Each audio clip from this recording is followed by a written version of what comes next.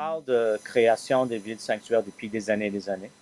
Danny Coderre a tweeté quelque chose il y a 3 semaines, après le décret de Trump, quand tout le monde dénonce les mesures anti-réfugiés. Puis il réalise que le tweet, c'est pas assez. Il y a des gens qui me critiquent autour de ça. Alors maintenant, je veux faire une motion.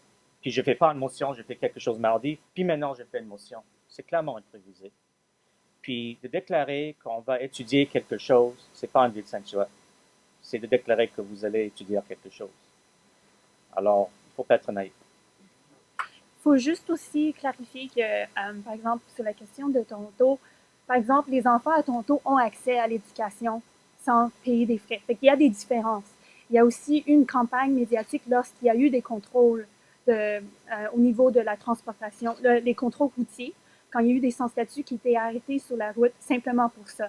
Fait que dans le fond, oui, c'est vrai que sur le terrain, c'est très différent de la déclaration qui est faite, mais c'est une base et c'est une base sur laquelle tout le monde se mobilise et tout le monde demande de l'imputabilité, de accountability de la part du gouvernement, de dire vous avez promis ça, vous êtes tenu à ça et de trouver les moyens concrets pour assurer que ça ne se repasse pas, pour que ça soit une ville sécuritaire. Alors, il faut, ensuite, ça revient à nous, ça revient aux journalistes de faire notre travail pour que des déclarations comme ça sont suivies par des gestes concrets et des changements structurels.